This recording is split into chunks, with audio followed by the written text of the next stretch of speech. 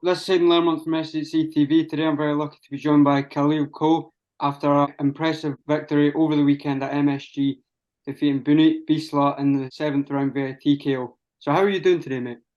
I'm good, man. I'm blessed, man. Thank you for having me. No worries, mate, no worries. Thank you for coming on. So how did that feel getting the victory at the weekend?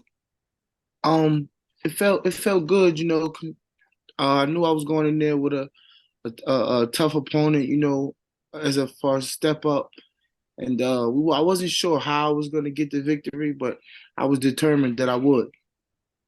Okay, so obviously with your opponent being 7-0, would you say that's probably the toughest test you've had yet?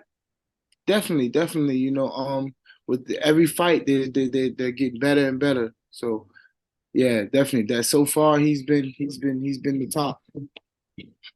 Okay, so we'll get back to your fight in a minute, but if we go back to the start of your career, how did you get into boxing? Um, my mom put me in boxing. I was getting in trouble in school, fighting in the streets, at the park, and things like that. So she decided, like, if you want to fight, we're gonna go somewhere where you can do it and do something good with it.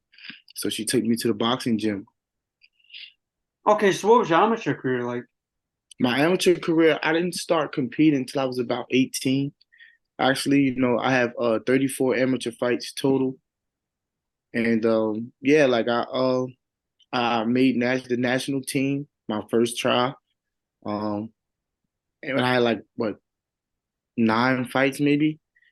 I made the USA team, and I wound up fighting Julio Cruz, and I had about I say 12 fights, and I beat him, and then everything just kind of like skyrocket from there.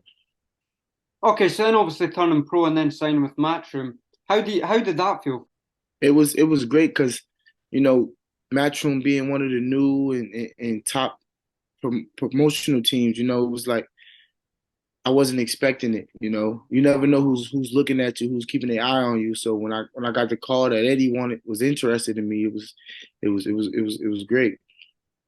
Okay, so on that, you've had two fights this year, and last year you had three, am I right in saying? So when do you think you'll next be out there with that level of activity? I'm trying to be like as active as possible. This year I'll actually want to be back in the ring sometime, maybe even in August.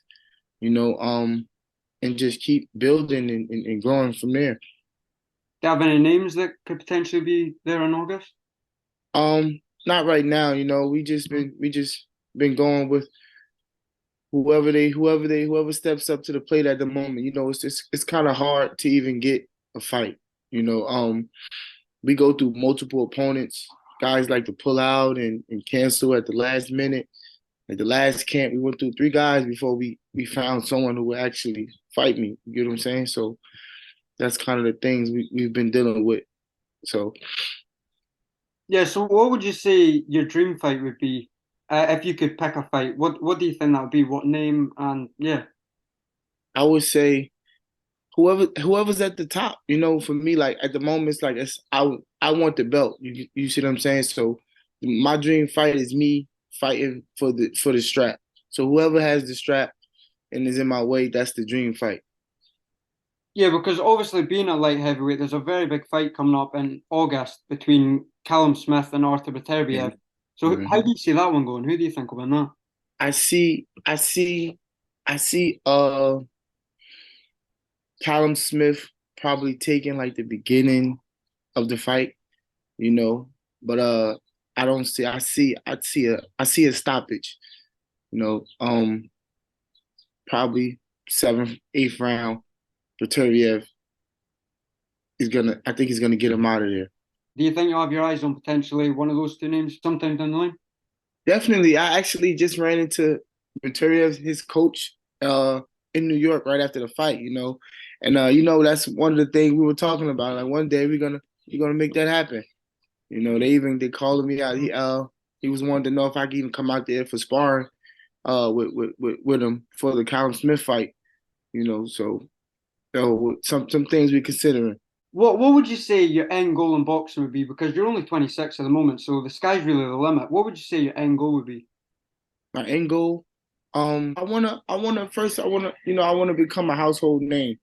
You know, I wanna leave some footprints in the boxing in the sports. You know, and you know, grab some championships and you know, make my mark in boxing. You know, so when people mention boxing about New Jersey, I'm the name that comes up or pops up anytime. You know, so I want to leave a legacy before I go. Have you got anything you want to promote?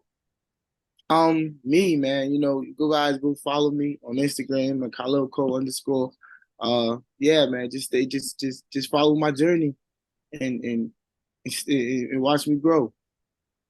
Yeah, so thanks so much for taking this interview, mate. I really do appreciate that, and I really do appreciate your time. And I look forward to seeing you in the future of your career. And yeah, we'll definitely do it again sometime. Thank you, man. I appreciate you for having me.